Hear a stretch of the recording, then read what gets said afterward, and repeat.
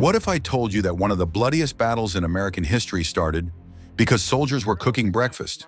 No trenches, no warning sirens, no battle lines ready, just men laughing, eating, and assuming the war would be over soon. Then, in the early morning mist of April 6, 1862, hell broke loose.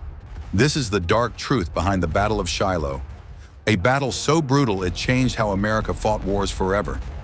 Most people don't talk much about Shiloh. It doesn't have the fame of Gettysburg or Antietam, but make no mistake, Shiloh shocked the nation. Before this battle, Americans believed war was heroic. After Shiloh, they understood war was slaughter. Today, we're going to uncover why this battle happened, the mistakes that made it so deadly, and the horrifying lessons no one wanted to accept. It's 1862. The Civil War is still young. Both sides believe victory is just one big battle away. The Union Army, led by General Ulysses S. Grant, camps near a small Tennessee church called Shiloh, which ironically means place of peace. That name would soon become painfully ironic. Grant's soldiers weren't prepared. No trenches, no strong defenses. Why? Because many officers believed the Confederate Army was too weak to attack. That assumption would cost thousands of lives. Before sunrise on April 6th, Confederate General Albert Sidney Johnston launched a surprise attack. Imagine this. You're a young soldier. You're half asleep. Maybe you're frying bacon. Suddenly, gunfire explodes from the woods. That's exactly what happened. Union camps were overrun in minutes. Soldiers ran in every direction. Some never even had time to load their rifles. It wasn't a battle at first. It was chaos. One soldier later said it felt like being hunted.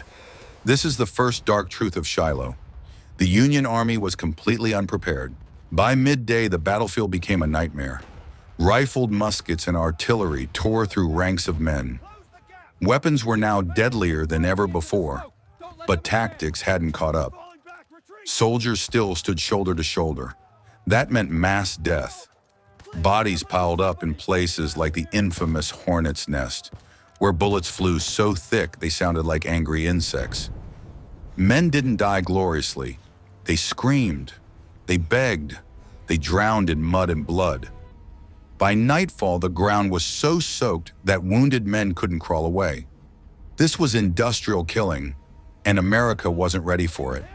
Then came another shock. Confederate General Albert Sidney Johnston, one of the South's most important leaders, was shot behind the knee.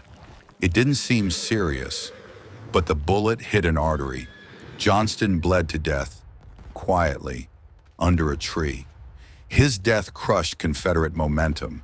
And here's the dark truth. He might have lived if someone had noticed sooner. Even generals were helpless in this new kind of war. By the end of day one, Grant's army had been pushed back to the river.